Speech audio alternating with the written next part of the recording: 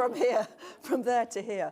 But we're going to start on time anyway, because we have a streamed group as well. So, well, first of all, let me say a warm welcome to this fascinating topic on talent and the retention of talent. Let me just say a little bit by way of briefing why this is such an important issue for us to be talking about right now. I mean, I don't need to tell you, you're here at the World Economic Forum, that there are many problems that we're facing, particularly around the labor market. The pandemic has had a very tough impact on people's health, on people's views about how they want to work. At the same time, we have economic and political volatility. And that means that in many developed countries of the world, there are significant labor shortages. I don't know if we'd have expected that at this stage, but that's where we are now.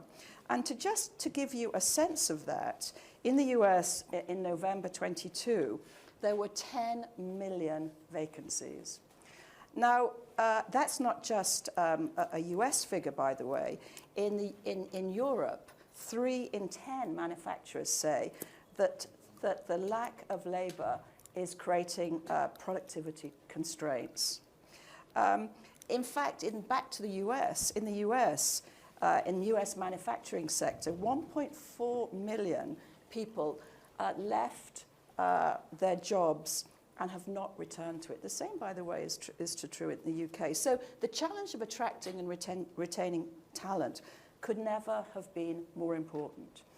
Now, one of the things I teach my MBA students, I'm a professor at the London Business School, is that many of these big complex issues are solved with multi-stakeholders. And I'm absolutely thrilled to say that on the panel today, we have representatives of all the major stakeholders in the play that says, how do we attract and retain talent? Let me, just before I introduce the panel, just say that this is part of an ongoing conversation within the World Economic Forum on the issues of skills and talent. And I know a number of you are actively involved in that. But I also just want to draw your attention to the Good Work Framework, which has been created as a way of thinking about what would good work look like. And this has come out of a long consultative process within the WEF. And we're going to be talking about it, at other stages. So where are we in terms of multi-stakeholders? Well, certainly governments play a role. And you can see right across the world that some governments are playing a very active role, both in terms of signaling and upskilling.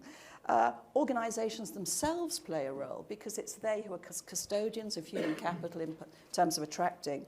We know that recruitment platforms are an enormously important intermediary between the worker and the employer. And we know that advocacy groups play a very crucial role in advocating for particular parts of our society. So first, let me introduce you to our panel. Let me start by introducing Secretary Martin J. Walsh, who is the Secretary of Labor of the United States. Let me then introduce Ann Jenkins, who is the Chief CEO of the AARP, which is the American Association of Retired People, and has, by the way, 38 million people in its membership. May I introduce Hisayuki Idekoba?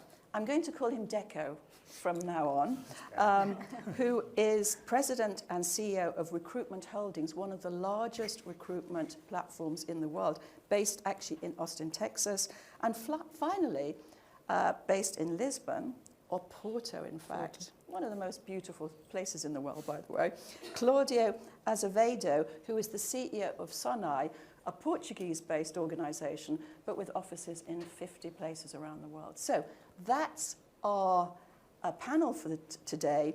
And so what I'm going to do is I'm first of all going to ask a question of each of our panelists. I'm then going to, we're going to have a conversation. I'm going to open up to questions. And we will be closed at 1:45. So that's how the session is going to run. Secretary Walsh, the question that I'd like to ask you as a starter is really in terms of the retention of people, and that's really a key part of the labour market dynamics. There is a quit rate in the US up until very recently, which went as high as 3%. So 3% of people quitting on an annual basis. And although that's gone down a little bit, it still remains high. And of course, that has huge implications on organizations and indeed on the labour markets that we think about. Secretary Walsh, what role do you think government can play in issues like quit rates? Yeah, thank you. First of all, it's great to be here today. I want to thank all the panelists that are here. I want to thank you for coming this morning. I think that, the quit rate conversation really has begun in 2021, 2022, more so in 2021, obviously really led by the pandemic and problems. And I think that ultimately, and I'll get to the question in a second, the economy in the workplace is very different than when my father was a worker. When my father was a worker, and my mother and our parents and the older generation, they would work for one or two or maybe three companies in their entire career. And when they got there, they'd stay there, through the good and the bad, however it was, whatever the salary was, they took it. The pandemic, when it hit, particularly in the United States of America, 10.5 million people were let go pretty much in a matter of 2 weeks. Those folks had 6 months to really think about. There was unemployment benefits that were extended by Congress. And there was also, when the President Biden became president, the American Rescue Plan had a little bit of extension there as well. I think a lot of people were thinking during the pandemic that they were looking for better employment. They realized that they were either overworked, underpaid, didn't have the skills they needed. And I think when people started to come back to work, they went back into work that they weren't satisfied with, and they quit because there's other opportunities and other options. And I think that's still the case today to some degree. There's still more job openings in the U.S. than people eligible for them. So there's opportunities for people to kind of move around if they will. I think government has a big role to play in recruitment and retention, but it has to be a partnership. I was talking a minute ago to Mr. Lynch, and we were talking about recruitment a little bit in our meeting. And a lot of it is on the list that you had up there earlier. What are the offers for companies? What are they doing? Companies are starting to look at paid sick leave. They're starting to look at paid time off. They're looking at how do we do a hybrid model, which works, and some of the folks on the panel will talk about it here. How does the hybrid model work? When I became the Secretary of Labor, we were thinking about what the future of work looks like, and we're having this conversation. And I don't think it's a role for government to tell companies how to run their companies, but I do think it's a role for government to look at best practices and share those best practices with companies that might want them. And I really think that's important. I spent a lot of time meeting businesses in America. I was in New York City. I did a visit to Wall Street, all the big companies there. And it was interesting, one of the companies I talked to wanted people in the office 5 days a week and really pushing the 5 days a week. And I talked to another financial institution that said it's a 4-day-a-week work week where an individual could pick a day off. And the productivity got higher in that company, and the retention rate was better in that company. And when you have better retention, you don't have the high quits. And I think that that's an opportunity. I also think, the last thing I'll say, as companies, you have an opportunity to take advantage of the quit rate, if you will. When people leave companies, to get them in your company to recruit them. So, I think it's going to change as it moves forward. It seems to be getting more stable right now, the work environment. Better wages is obviously helping. Flexibility is helping. And companies that have really understood that for their business model now are being successful. Of course, one of the interesting things about this challenge that we're speaking about is there are so many differences across countries. Yeah. So, for example, something like paid sick leave would be a norm in much of Europe. Yeah.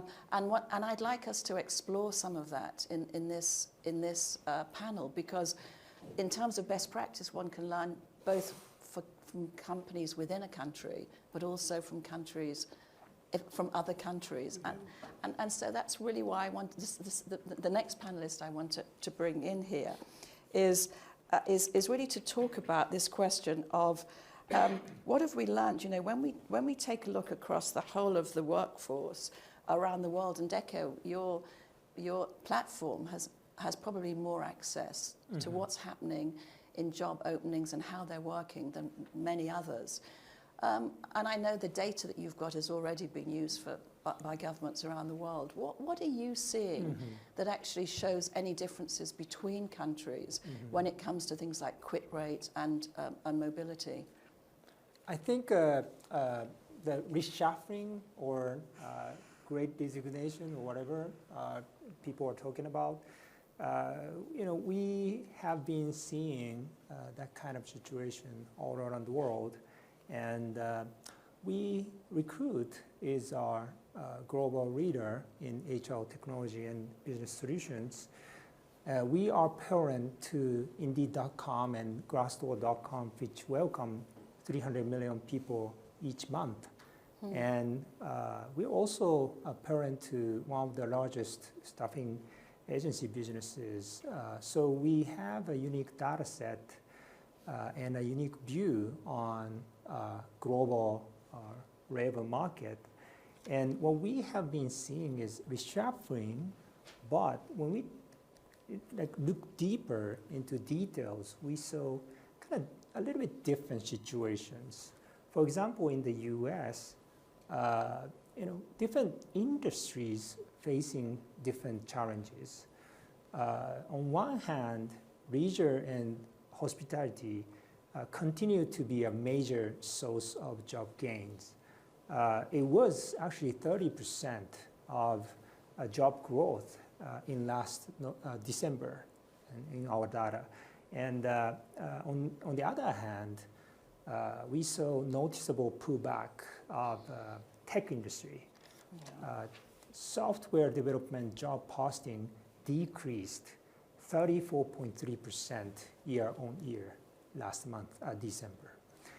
So, and also when we think about the size of job loss and unemployment rates in the places like in the US, EU, and Japan, that also we can see a little bit different situations. For example, in the US, as Secretary said, almost 10 million people lost jobs due to the pandemic, compared to 2.6 million in the EU area, despite EU having larger population. And actually, unemployment rate in the EU area has been relatively stable.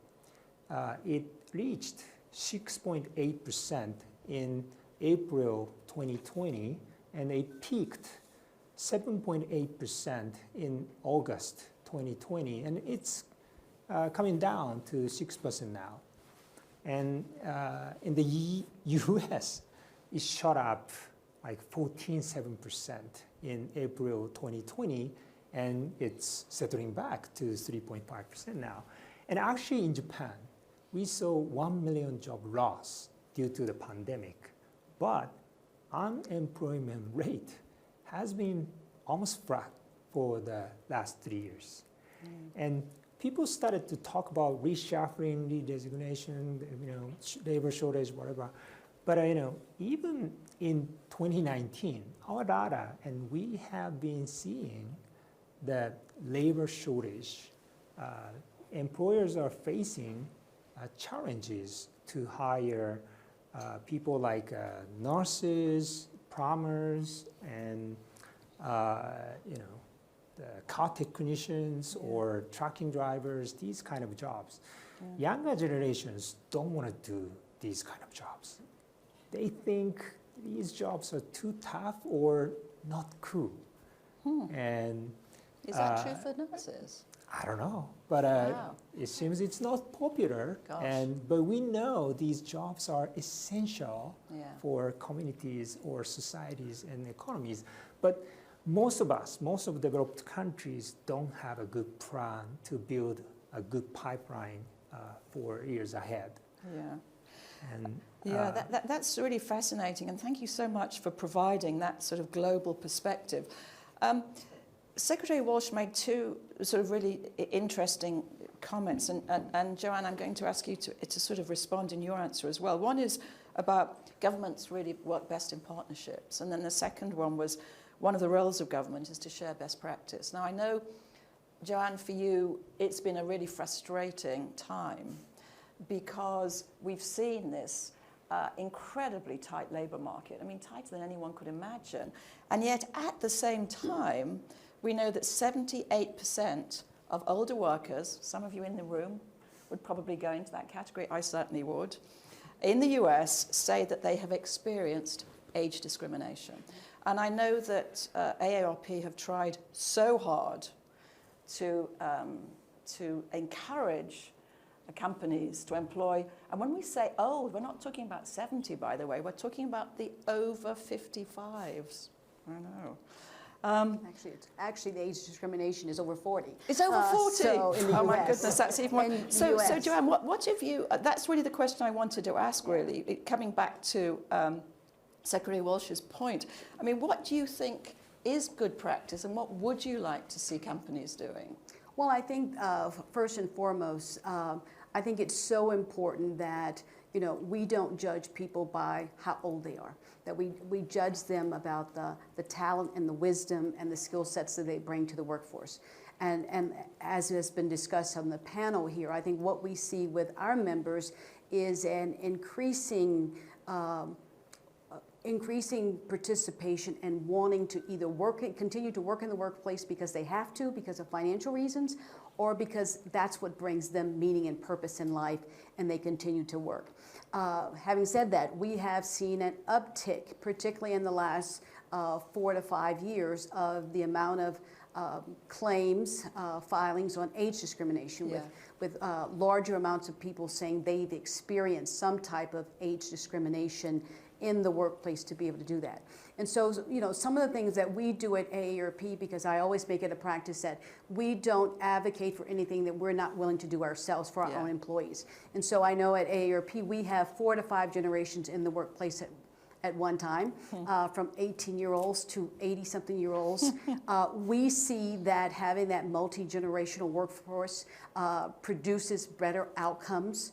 As you said, there are certain kind of job categories that older people feel comfortable in, as we talked about in a lot of the conversations we had at WEF this week, particularly in the healthcare space. We know that people who work in healthcare space is 2/3 female, and most of them are over the age of 50, and yet there is still an enormous shortage in the amount of people who are working in that healthcare space, whether it's a care provider or a nurse or practitioner, someone working in the healthcare industry. And so, we want to make sure that jobs and talent, that we think about talent acquisition as we would any other business imperative, that you're looking at some of the things that you had up on your slide about purpose and mission. People work where they want, particularly the younger generation, work at places where they find meaning and purpose. Yeah. There is a continuous learning environment, and it may not be in the job that they're in, but there is an opportunity for people to continue to learn and perhaps be preparing for another type of job. As the Secretary said, most people are going to have 3 to 4 different careers, unlike our parents who probably worked in the same industry their whole lifetime. Yeah. That people want flexibility. At AARP, we all work at home Mondays and Fridays, and then we're all in Tuesday, Wednesdays, and Thursdays. And then there's some flexibility within that. That alone has made a huge difference in people wanting to come to work. And we know that the people we serve are 38 million plus, but over 110 million people in the U.S. who have people who are over the age of 50. We know that they see that issue of loneliness and isolation, and so our role is being out there in community and being in contact with people. We know that people who are not lonely live 7 to 8 years longer than those who do, or who are lonely. And so having those kind of built in, and then I'll just finish out that, and then salary. Salary is sort of fourth on that list now, when it used to be number 1 pre-pandemic.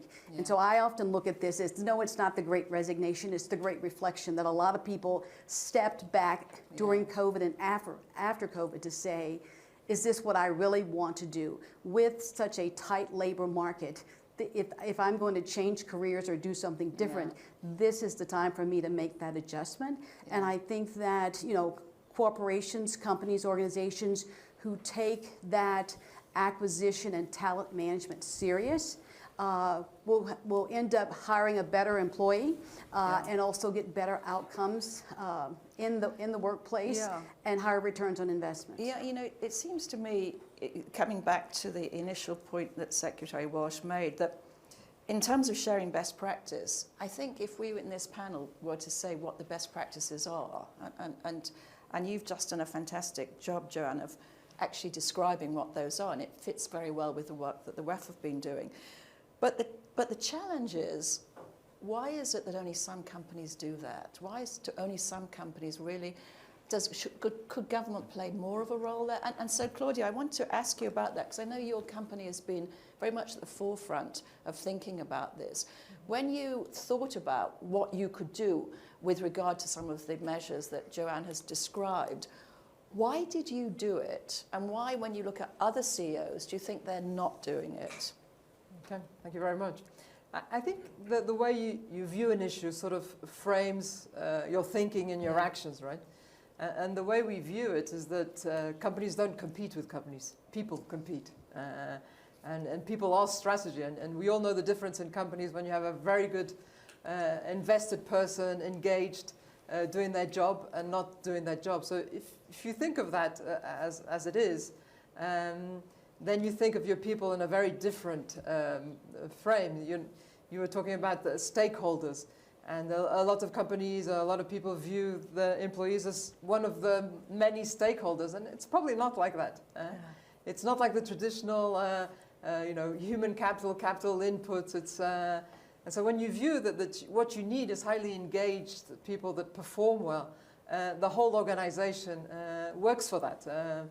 You take a long time. You take a lot of time sometimes in organizations to look at the markets and dynamics, and not a lot of time to look inside and have the same method that you should put outside, looking at your employees and say, how can we have a contract here between both of us that makes you highly engaged, highly performance, and because that's what the company wants. It's not all bells and whistles. It's not all hybrid. It's a lot more profound than that, giving a job that makes sense to everybody.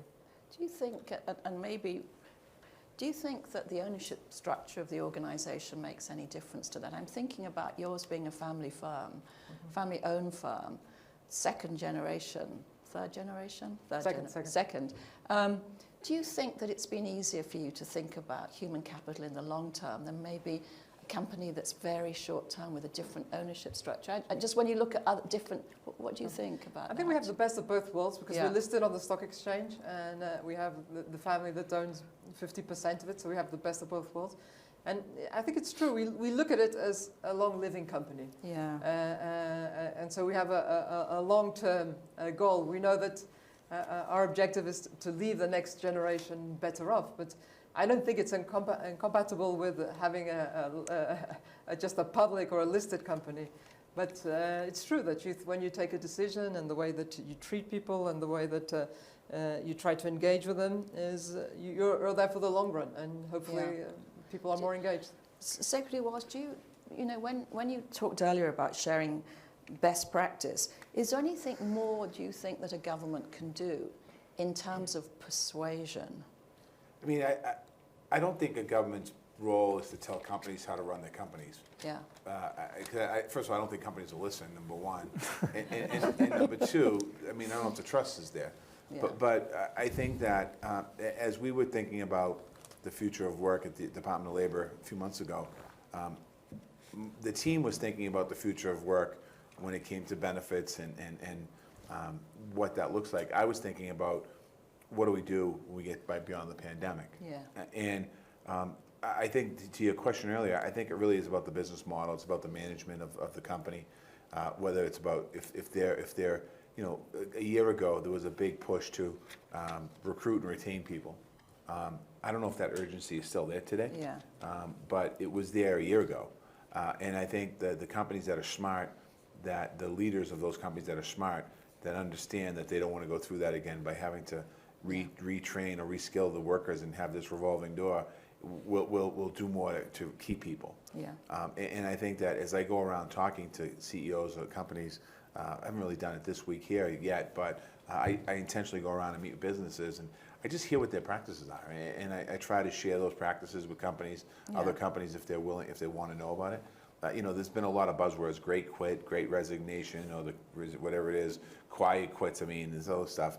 I mean, a lot of these were made up terms, and I like what you said. It's true. People reflected. I mean, during the pandemic, I was the mayor of Boston. I would be home at night because I didn't have any events to go to, and I did a lot of reflecting myself about what's next. And I think a lot of us thought about during the pandemic, what's next for me? Like, am I going to keep being the mayor? Am I going to run for something else? Am I going to do this? Am I going to do that? And I think a lot of people had that time for reflection. And honestly, and they also had family time for the first time in a long time. The phones weren't buzzing. They were having dinner at a normal hour like everyone else. So I think companies have to take all that into account. Yeah. And if I could add, Lynda, I was going to say, I think also what we saw was that the business structure does make a difference. We made a deliberate decision, my management team and I, not to lay off folks, but to realign them to roles that have been created because of the pandemic, to focus on telehealth and telemedicine, on technology training, to coordinate volunteers that were virtual volunteers. But that paid off with people not leaving our organization and going to others when they had opportunities to do that.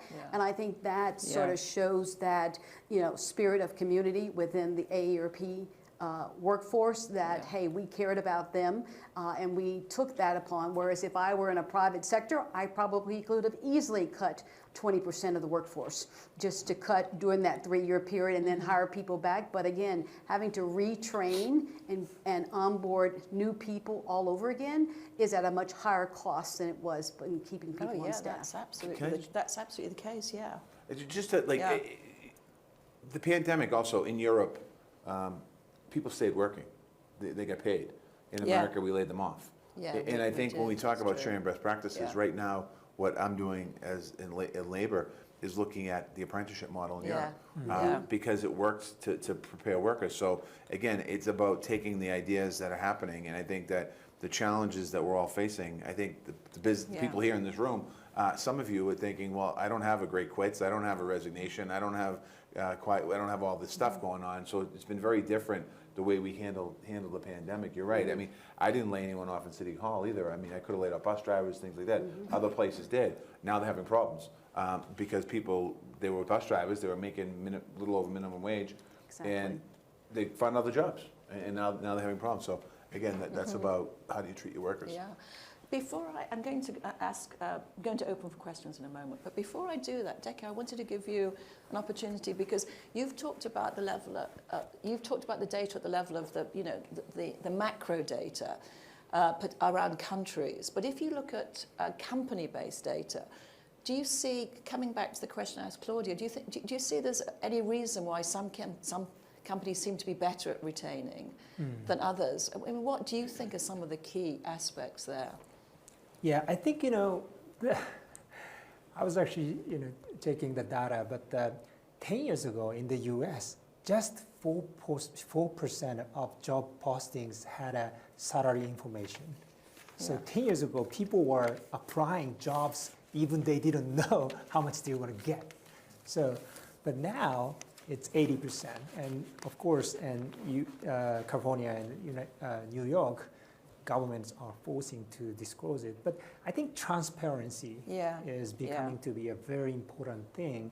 If you are running a bad company, bad atmosphere, bad management, you cannot hide it now. People are checking company reviews or CEO reviews. So good companies can survive better and they can retain workers.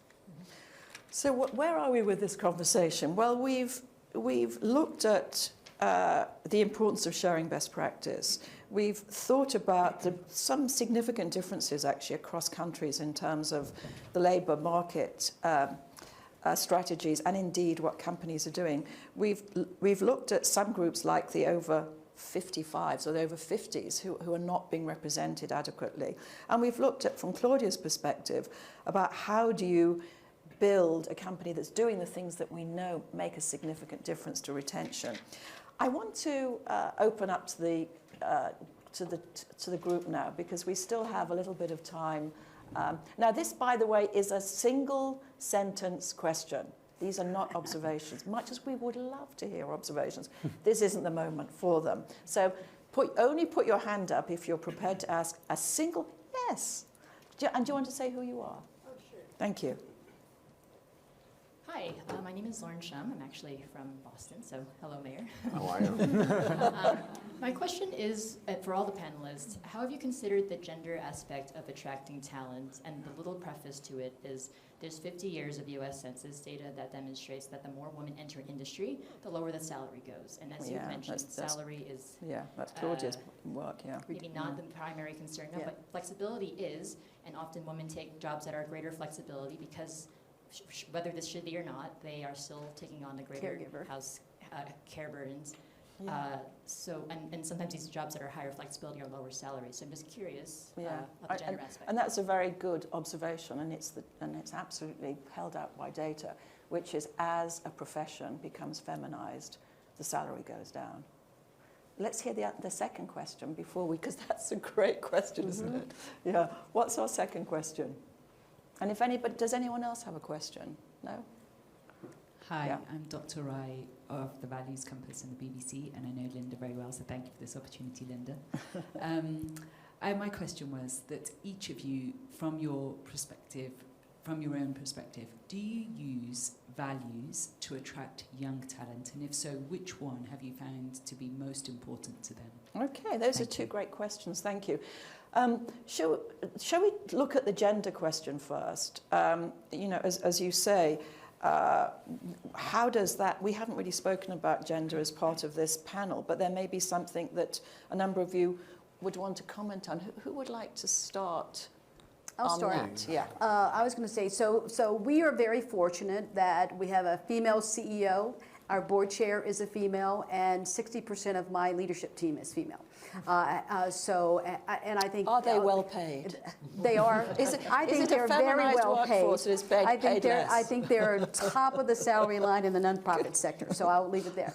Having said that, we know that women are the first ones to be a caregiver for a young generation as well as older. They're the first ones who are going to take out or leave the workforce to take care of some issue at the home. And so that allows, that takes away from them paying into their 401k or their pension program. And so we need to make sure that we're tracking. We do equity studies at AARP across all of our salary grades to make sure that there is no disparities in job or in sex or sexual orientation, and sort of going through on that. And I think that's very important, because if in fact we're going to have equality of salaries for both male and female, we need to make sure that we're keeping track of that. Thank you. But the more profound point you also make is that feminized jobs like caregiving tend to be lower paid jobs. Yeah. Claudia, you wanted to jump in. Can I take the values question? Oh, sorry. Why not? I'm take the values question. Go on.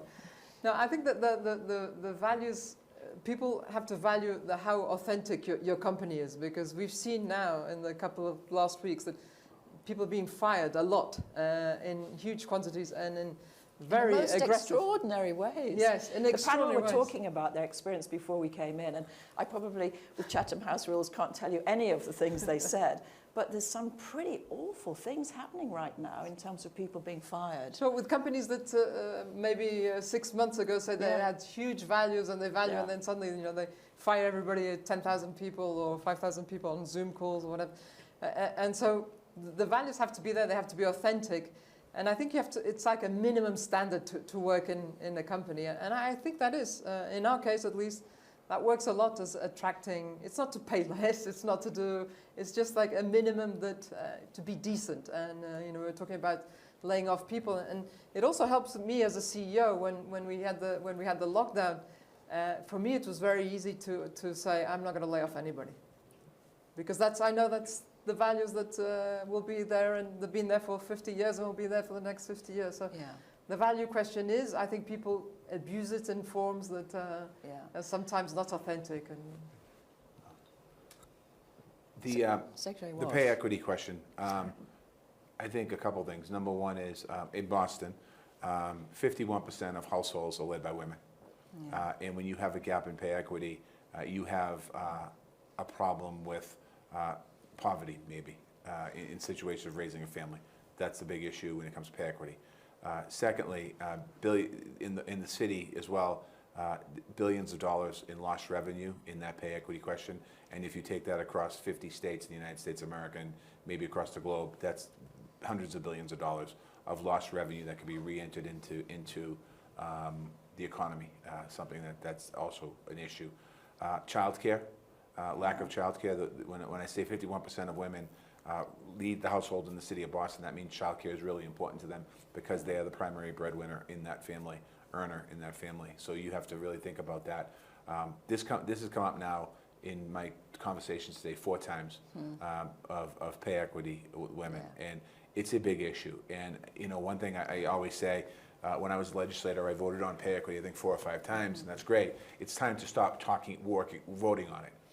It's pretty basic. CEOs in this room pay the women the same as you pay a man. It's that simple. You don't need legislation to say it. Do an assessment. When I was mayor, I went back and did an assessment because as I was talking about this through my Office of Women's Equity in Boston, advancement in Boston, I said to my office one day, I said, well, we got to do a pay equity study to make sure we're on par. Most of the employees are unionized, so there's not a problem in the unionized employees. So we found out there was an issue in pay equity. So what we did was we fixed it right away. And right before I left mayor of Boston, I think it was in 2019, I did another study, and the CEO came into my office, and it was a great thing. She goes, we have a problem. I said, what, the pay equity's out of whack because women are being paid more than men? And I'm like, that's a good problem to have. I'll take that. But my point is, it's a huge issue, and it has to be addressed. And it has to be addressed in a real way. At the Department of Labor and Department of Commerce, we launched in the Department of Labor something called the Good Jobs Initiative. And that's making sure that we take an all-of-government approach to make sure the investments that are being made by the federal government, that they're being equitable across the board, that women, people of color, are getting paid the same as white men. And that's one piece of it. There's a whole bunch of other pieces. So we are taking that very serious on a federal level. The president has made a priority. The vice president has made a priority. So we are taking it serious. But we can fix the government side of it, but the bigger issue is in the private sector. Yeah. I think it's important. And on the other question, if you don't mind, not so much in this job because the process of hiring people is so different, but in my old job, I think it's important to, what I used to do with young talent is let them know that they have an opportunity to move up into the organization. And you recruit young people into the organization. I'd start them in whatever level they were in city government. And in my 7 years as mayor, many of my internal promotions were done from young people that started at an entry-level position that became managers of different folks in City Hall, in different departments, I should say. So it was. I just think that respecting employees and respecting young people, they want to be part of a system.